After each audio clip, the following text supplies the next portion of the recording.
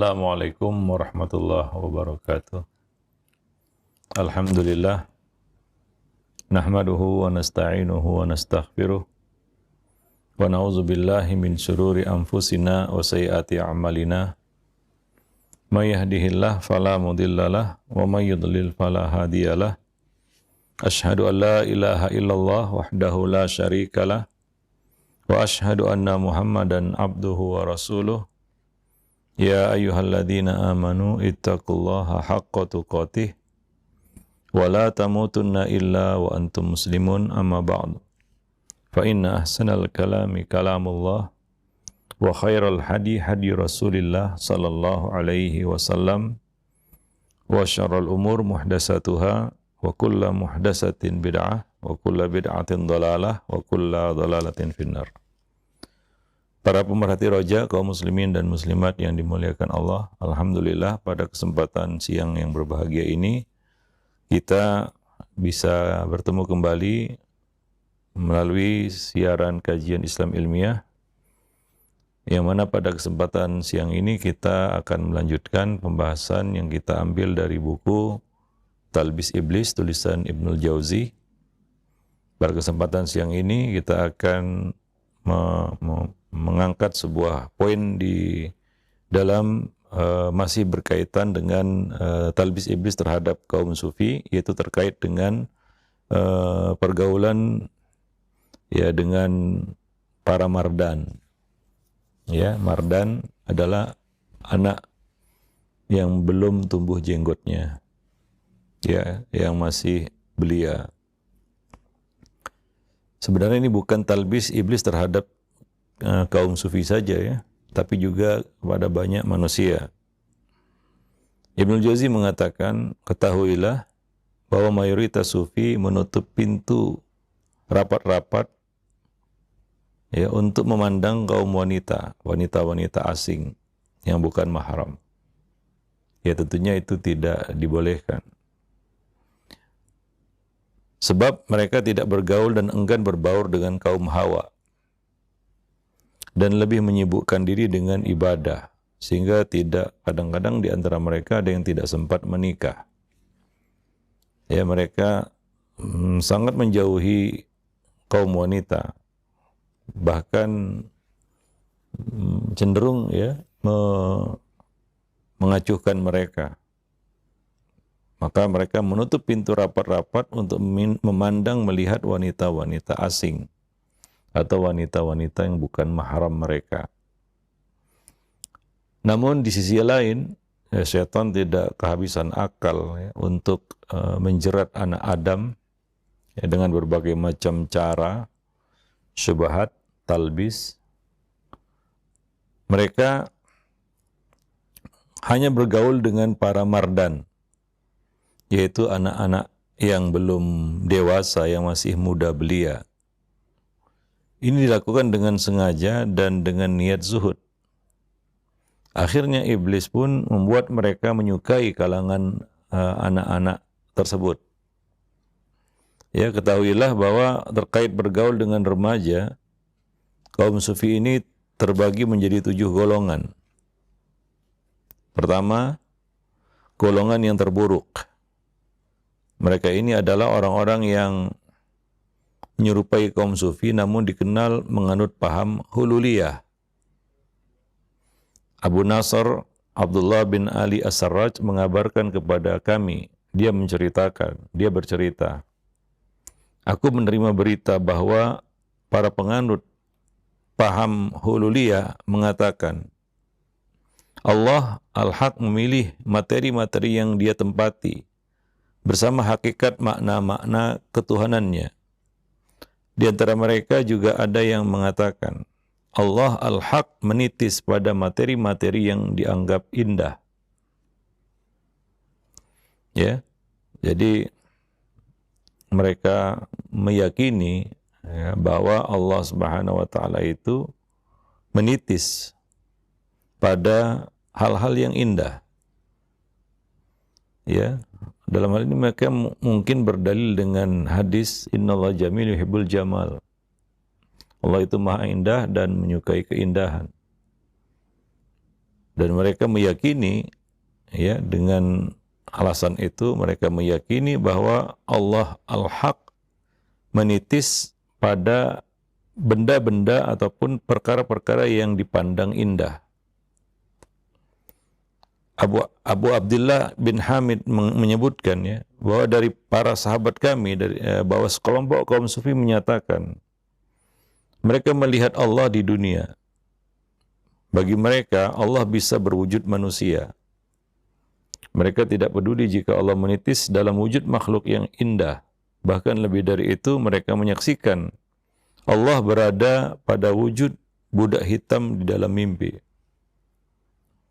Ini golongan pertama, ya. Jadi mereka meyakini berkaitan dengan para mardan, ya, istilahnya mardan, yaitu anak-anak yang belum tumbuh jenggotnya, yang masih muda belia, bahwa bisa saja Allah Subhanahu wa taala menitis dalam bentuk mereka, ya, dalam bentuk anak-anak yang masih muda belia itu, ya, karena itu dianggap sebuah keindahan.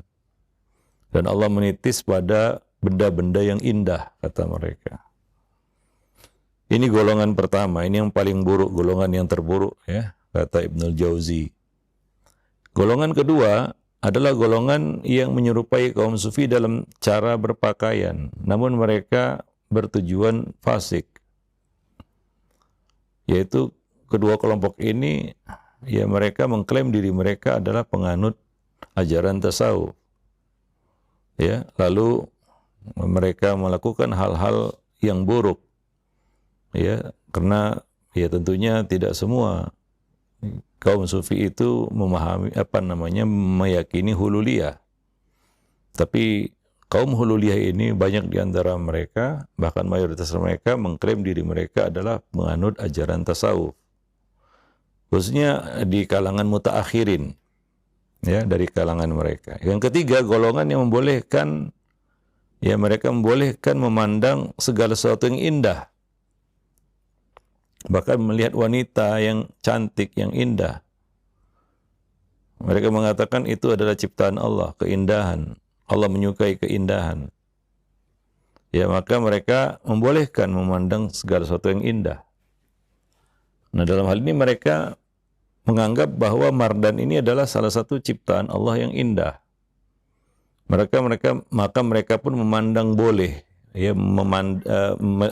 berpendapat boleh memandang para mardan ini, yaitu anak-anak yang masih muda belia tadi.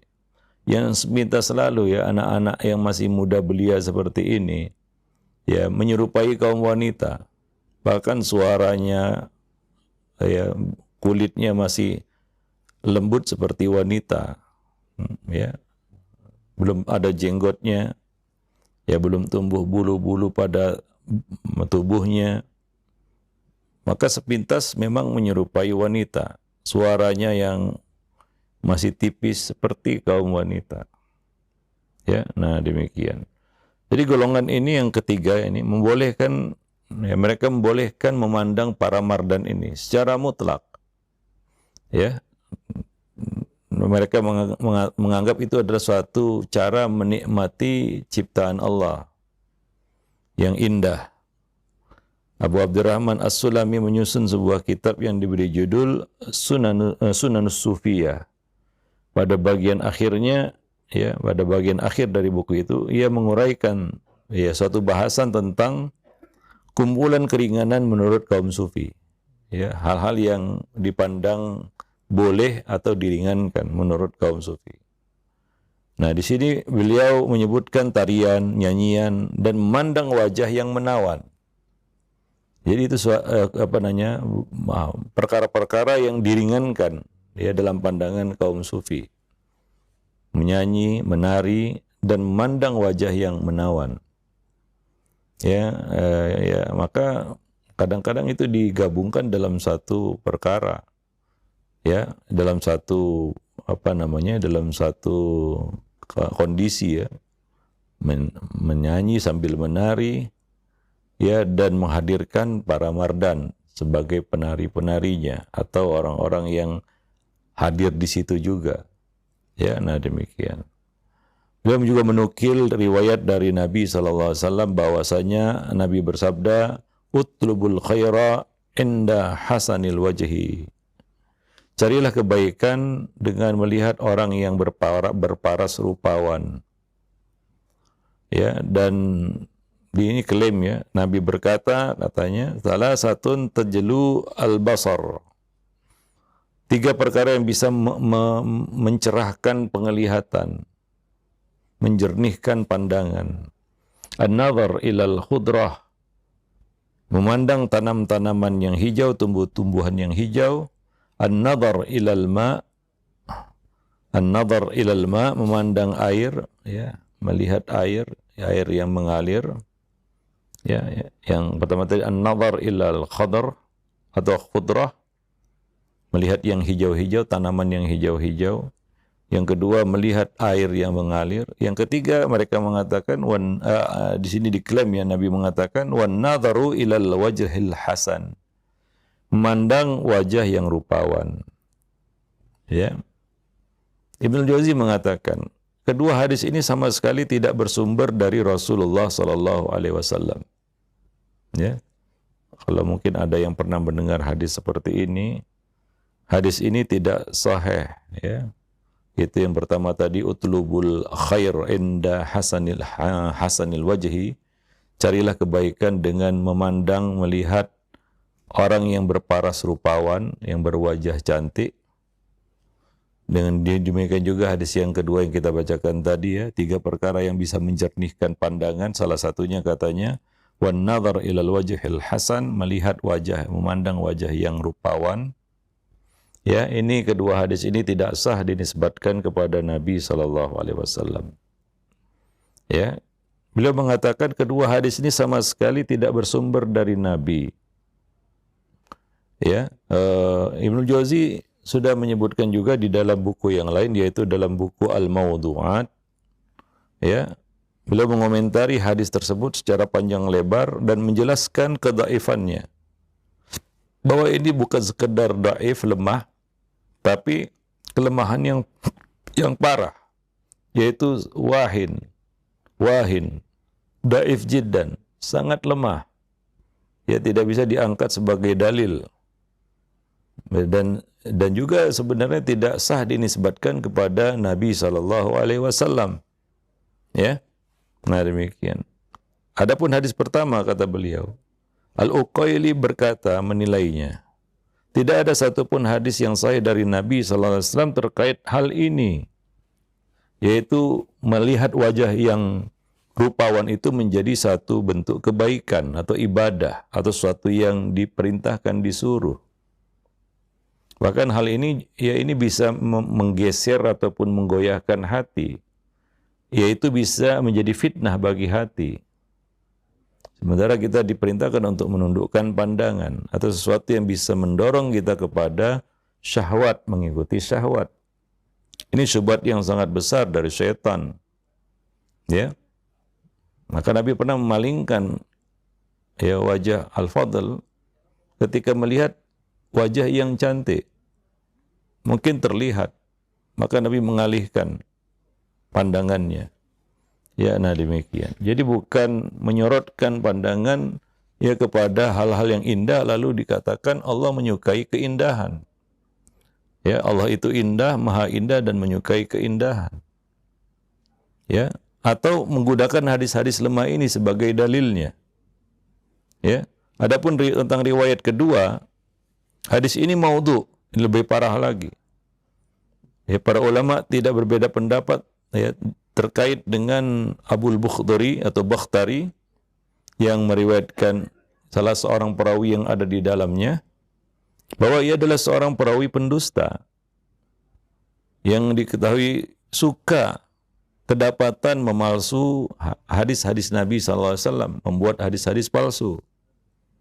Demikian juga ada di situ Ahmad bin Umar bin Ubaid, ini tidak dikenal nih siapa perawi ini. Jadi yang hadis yang kedua itu bukan hanya sekedar lemah, bahkan ya ini adalah hadis maudhu. Ya, yang tidak boleh kita nisbatkan kepada Nabi SAW. Ya mungkin kita sering dengar ya ungkapan-ungkapan melihat yang hijau-hijau itu bagus untuk mata, ya benar. Ya, melihat air yang mengalir itu menyegarkan pandangan, ya benar. Tapi tidak sah dinisbatkan kepada Nabi. Ya, adapun melihat wajah yang rupawan, ya ini tidak dibenarkan ya sebenarnya dan tidak baik. Kalau perkara pertama, kedua tadi mungkin ada baiknya ya secara kita, tapi ini tidak kita sandarkan kepada Nabi ya. Mungkin ada baiknya melihat yang hijau-hijau sebagaimana yang kita ketahui bersama, atau memandang air yang mengalir ya. Tapi melihat wajah yang rupawan dijadikan suatu kebaikan atau yang baik, ini tidak bisa diterima. Ini keliru. Ya, ketika demikian adanya, maka kenapa ada perintah untuk menundukkan pandangan? Ya, mengalihkan pandangan. Mungkin ada yang mengatakan itu kan laki-laki. Laki-laki melihat laki-laki kan tidak salah. Ya, secara umum seperti itu memang. Ya, tapi berbeda kasusnya dengan para mardan ini. Ya, para mardan ini ya adalah sosok manusia yang mungkin lebih mirip kepada wanita walaupun mereka bukan wanita. Dan bukan banci juga, anak-anak belia seperti ini ya. Ini bisa menimbulkan fitnah. Ya, bisa menyeret orang yang lengah hatinya kepada kejahatan, yaitu liwat. Ya, nah ini sering terjadi. Maka nggak boleh kita bermudah-mudah dengan mengatakan itu kan laki-laki, Ustaz. Kan boleh melihat sesama laki-laki. Tidak. Para salaf dahulu menjaga, terutama terhadap para mardan ini. Ya, bahkan Imam Ahmad pernah melarang ya orang-orang datang ke majelis beliau dengan membawa para mardan ini. Karena kadang-kadang mengganggu. Bukan mereka mengganggu mungkin ya, tapi kehadiran mereka di situ mengganggu. Ya, itu sama dengan halnya wanita. Sekalipun wanita, kalau sudah tua renta, tidak mengapa. Ya, kita melihatnya, bahkan ya kita memegangnya, misalnya udah keriput ya, sudah ya wanita yang sudah al-qawaid minan nisa. Ya. Sementara ya itu kan wanita yang sudah keriput, yang sudah tidak ada nafsu untuk dinikahi dan menikahi. Ya, seperti para sahabat dulu ada wanita yang sudah tua renta yang sering memberikan makanan untuk mereka. Ya, dan mereka bersalaman dan menyentuhnya. Nabi tidak mempermasalahkan itu. Karena itu termasuk qawaid minan nisa. Sementara ini walaupun laki-laki, tapi sosoknya itu mungkin lebih bisa menjadi fitnah bagi hati daripada wanita sekalipun. Kadang-kadang wanita aja nggak secantik itu. Ya, para mardan ini. Maka kita tidak boleh ya bermudah-mudahan di dalam bab ini. Maka para salaf dahulu, para ulama dahulu, mereka membuat beberapa hal-hal, aturan-aturan berkaitan dengan ini. Ya, karena kaidahnya adalah ya darul mafasid. Ya, menolak kerusakan. Karena larangan zina dan liwat itu ya la taqrabuz zina dan turunannya termasuk liwat, yaitu perilaku homoseksual. Itu kan antara sesama jenis. Itu bisa terjadi kenapa? Ya karena fitnah yang menimpa hati, tergoda. Maka jangan dekati, la taqrabu. Perintahnya adalah jangan mendekatinya. Ya, terhadap wanita kita diperintahkan secara jelas di dalam Al-Quran untuk menundukkan pandangan. Ya, nah berkaitan dengan masalah mardan ini, maka para ulama tidak bermudah-mudah. Artinya mereka tidak lengah ya di dalam bab-bab seperti ini. Maka coba lihat mardan itu, suaranya kadang-kadang ya seperti masih ya namanya juga masih kecil ya, jakunnya belum ada mungkin, macam suara wanita. Ya. Nah, ditambah lagi sosoknya yang rupawan. Ya, ya ini bisa menyebabkan atau menimbulkan penyakit dalam hati. Nah, demikian, wallahu a'lam bishawab. Maka ketika menuturkan perihal memandang sesuatu yang indah, ya, Abu Abdurrahman As-Sulami memberi batas atau membatasinya dengan memandang wajah istri atau budak wanita, ya, yang itu memang halal baginya, ya, istrinya, ya, atau budak wanitanya, ya, azwajuhum au mamalakat aimanuhum, ya, istri-istri mereka atau budak-budak wanita yang mereka miliki, ya, yang mana itu halal bagi mereka. Yang tidak halal, maka tidak boleh beralasan wah ini adalah satu keindahan, lalu kita, ya, melihat dan memandangnya sepuas hati. Ya, ya, manusia punya hawa nafsu, ya, nafsu birahi yang kapan saja bisa muncul dan dibangkitkan oleh syaitan kepada hal-hal yang buruk, yang negatif. Ya, maka kita harus menjaga diri, ya. Nah, maka perintah untuk menjauhi zina itulah perintah untuk mendekatinya. Jangan mendekati, ya. Nah, bukan sekedar larangan jangan berzina, tapi jangan mendekatinya. Demikian juga sama itu di dalam bab liwat. Itu memang itu, ya, tentu saja dilarang, ya. Ya, kalau dikatakan tidak ada nas khusus, ini nas ya juga bisa dikiaskan, ya. Nah, kepada masalah yang serupa dengan zina, yaitu liwat.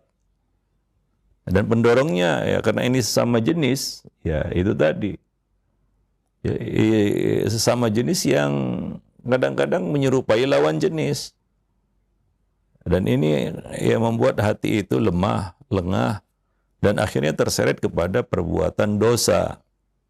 Maka mencegah itu lebih baik, ya, menjaga diri itu tentunya lebih selamat. Ya, nah demikian. Adapun menuturkannya secara mutlak, ya, bahwa melihat yang indah-indah itu adalah ibadah. Nah, hal ini berpotensi besar mendatangkan hal-hal yang buruk tentunya. Ya, nah demikian. Wallahu a'lam bishawab. Syekh Muhammad bin Nasir Al-Hafiz menjelaskan bahwa Ibnu Tahir Al-Maqdisi menulis kitab tentang bolehnya memandang remaja belia yang belum berjenggot, ya, alias mardan, ya, yaitu para mardan ini. Maka Ibnu Jauzi mengatakan, para fuqaha berkata bahwa siapa yang syahwatnya bergejolak tatkala memandang remaja belia, maka haram baginya memandangnya.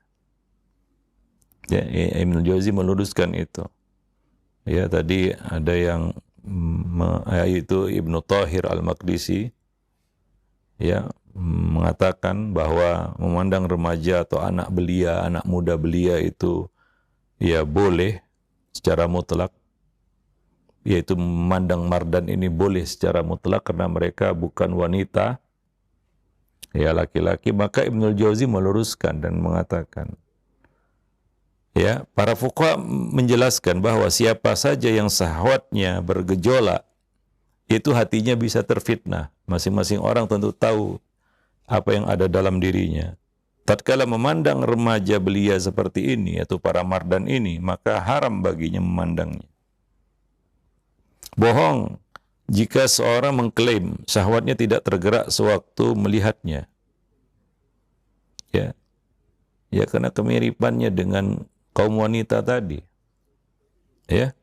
Nah, ya, adapun dibolehkannya hal itu secara mutlak, maka hal itu semata-mata agar tidak ada kesulitan dalam pergaulan sehari-hari tanpa ada larangan. Ya.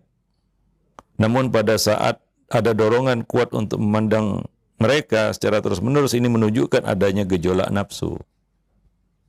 Ya. Ya, boleh tentu bermuamalah dengan mereka, ya, dengan para mardan ini. Cuma, ya, ada batasnya juga. Bukan pembolehan secara mutlak tanpa batas. Ya. Nah, seperti yang kita sebutkan tadi. Ya, bahwa Imam Ahmad pernah melarang orang-orang membawa para mardan ya ke majelis beliau karena mengganggu orang-orang yang ada di majelis. Yaitu teralihkan perhatian mereka untuk melihat ya bocah kecil ini, anak muda belia ini. Ya, nah demikian. Yang kadang-kadang menarik perhatian manusia. Ya, menarik perhatian manusia. Ya apalagi ya didandanin sama ibunya ya, sehingga menor juga begitu seperti wanita. Ya, maka untuk menjaga hal-hal yang buruk ya maka ya sebaiknya tidak memandangnya. Ya, nah demikian. Wallahu a'lam bishawab. Karena ketika ada dorongan untuk memandangnya terus-menerus, ya ini indikasi yang menunjukkan adanya syahwat nafsu di situ. Wallahu a'lam bishawab. Said Ibn Musayyib mengatakan, kalau kalian melihat laki-laki terus-menerus memandang seorang remaja yang belum berjenggot, curigailah dia. Ya, fattahimhu kata beliau. Kalau kalian melihat ada seorang ya yang terus-menerus memandang mardan ini, ya, terpikat dengan mardan ini, melihat terus-menerus, ya, mardan ini itu anak muda belia yang belum tumbuh jenggotnya ini, maka curigailah dia, ya, curigailah dia. Artinya apa? Itu hal yang tidak wajar, itu hal yang tidak sepantasnya dan bisa juga menjatuhkan muru'ah, ya, harga diri. Wallahu a'lam bishawab.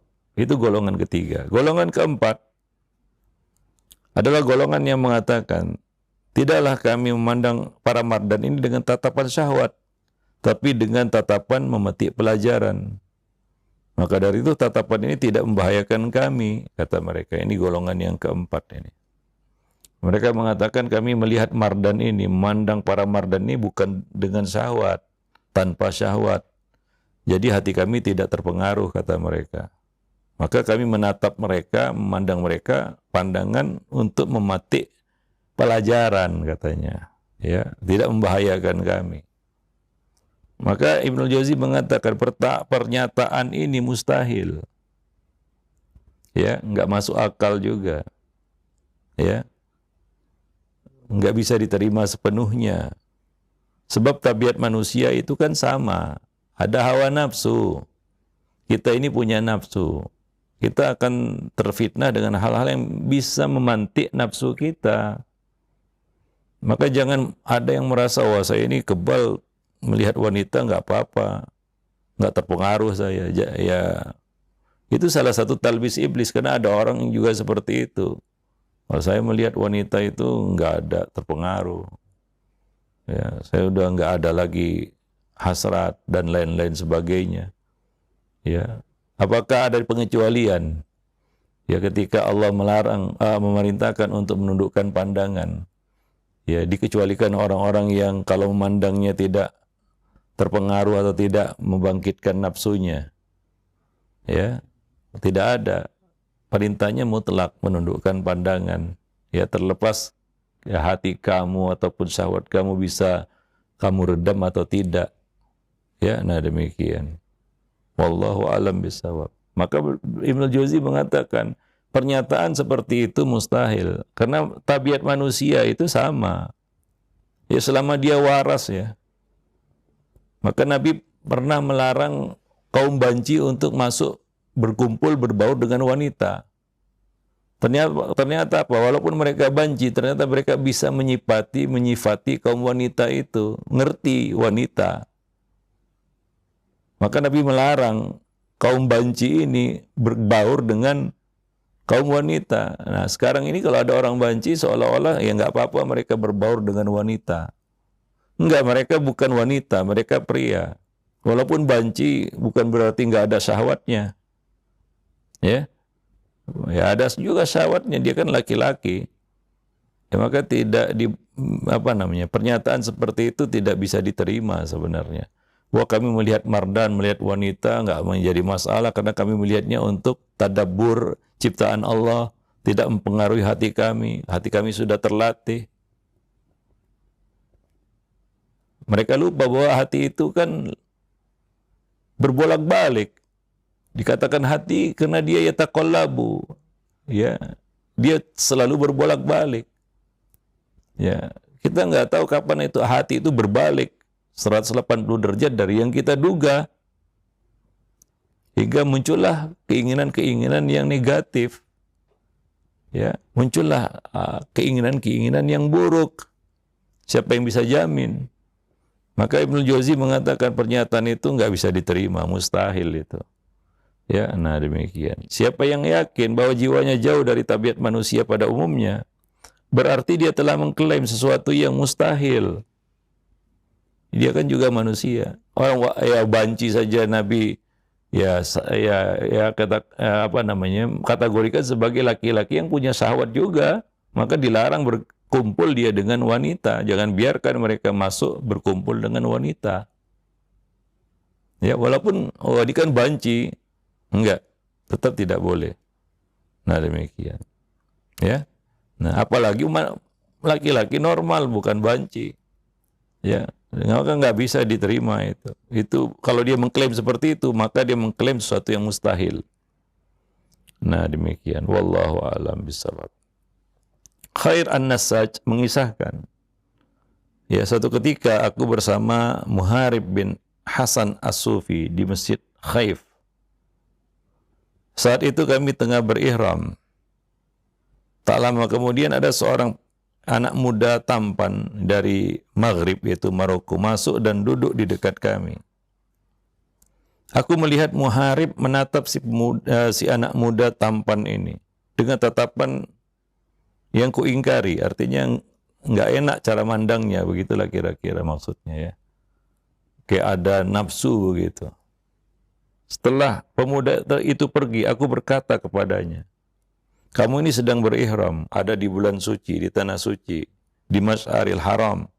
Tadi aku melihatmu menatap anak muda tadi, anak-anak muda belia tadi dekat kita tadi, dengan tatapan orang yang terpesona.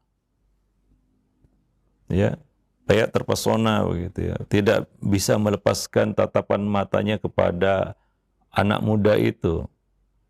Ya, nah ya kadang-kadang ya dari jenis tatapan itu bisa diketahui ini natapnya, melihatnya ya ada apa ini.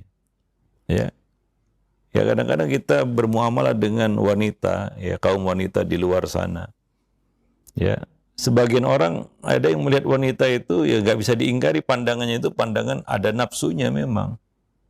Ya, dan banyak juga orang-orang di luar sana yang punya kelainan, kita katakan, yang kerjanya memang di tempat-tempat umum, bisa biasanya tuh di bis-bis umum, ya di terminal-terminal, yang kerjanya menatap wanita-wanita yang menyedapkan pandangannya, yang menyedapkan nafsunya.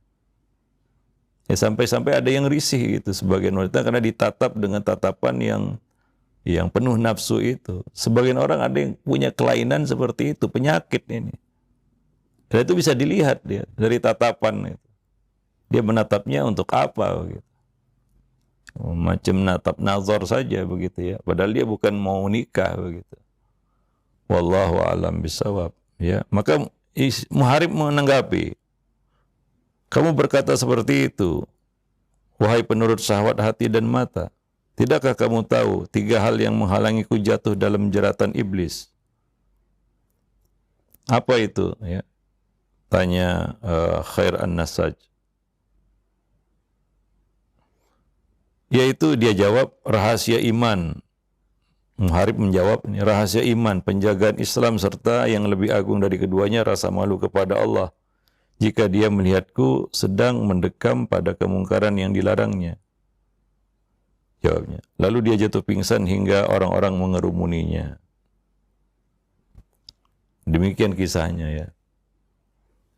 Ibnu Jauzi mengatakan, beliau berkata, perhatikanlah kebodohan, kejahilan orang dungu ini yang mengira bahwa kemaksiatan hanya perzinaan. Dia tidak tahu tatapan dengan syahwat itu pun hukumnya haram. Itu zina mata namanya. Ya, mata juga berzina dan zinanya adalah menatap. Ya, nah demikian. Jadi Itu termasuk muqaddimah zina. Ya, muqaddimah liwat ya. Wallahu a'lam bishawab. Ya, itu tatapan dengan syahwat itu. Itu bisa masuk kategori ya mendekati zina atau liwat. Ya, nah demikian. Dan dia menepis tabiat alamiah manusia dengan ucapan yang dibantah syahwat tatapan matanya.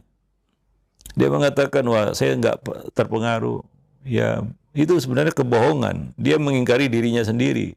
Kalau dia mengatakan, kalau saya lihat wanita enggak terpengaruh. Kalau saya lihat yang merangsang syahwat itu enggak ngefek istilahnya. Enggak meluluhkan ataupun mengganggu, memfitnah hati saya. Itu ucapan-ucapan bohong sebenarnya. Itu untuk mengelabui ya, atau menghindar ya, dari kesalahannya. Ya, atau membenarkan perilaku yang salah.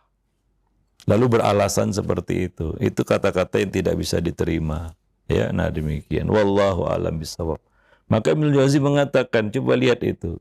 Ya, kebodohan, kejahilan orang yang dungu itu. Dia mengklaim dirinya ya bebas dari kita katakan pengaruh syahwat. Ya, nah demikian. Ya, para sahabat yang terpilih hatinya saja mereka tetap berhati-hati dan ya menjaga diri dari hal-hal semacam itu. Apakah mereka lebih hebat tingkatannya dari para sahabat atau bahkan Nabi SAW? Ya, nah tentunya ini nggak bisa diterima. Alasan seperti itu. Seorang ulama berkata kepadaku bahwa ada seorang remaja yang anak-anak muda yang belum berjenggot menuturkan apa yang dia alami. Ya, si fulan yang seorang sufi itu yang menyintaiku berkata kepadaku, wahai anak muda, perhatikan ya, perhatian dan tatapan karena Allah mengarah kepadamu. Sebab dia menjadikan kebutuhanku ada padamu. Ya. Akhirnya dia terpikat, jatuh cinta, itu masuk kategori isyq. Ya, yang sangat berbahaya sebenarnya, itu penyakit hati isyq itu. Ya, penyakit isyq, yaitu dimabuk cinta. Ya, mabuk cinta. Ya, menyintai sesuatu kadang-kadang ya sampai menyintai ya kita katakan anak-anak muda belia ini. Ya, sampai dia jatuh cinta, dan cinta yang bukan karena Allah yang pastinya, tapi karena nafsu tentunya. Ya, wallahu a'lam bishawab. Ya, sampai dia terfitnah dengan apa yang dia lihat itu. Karena ada ungkapan pepatah, dari mata turun ke hati. Karena apa yang kita lihat dengan mata kita itu akan menghujam ke dalam hati. Ya, akan mempengaruhi hati apa yang kita lihat. Maka tidak heran kalau salah satu trik pedagang itu, ya lihat dulu barangnya katanya. Selalu begitu para pedagang itu, karena mereka tahu ya bahwa hati itu akan terpengaruh dengan apa yang dilihat oleh mata. Begitu terlihat, tadi nggak ada keinginan beli, jadi ingin beli, bahkan ngebet belinya. Kenapa? Sudah terlihat. Ya, maka tidak boleh kita lalai dalam hal menjaga pandangan mata.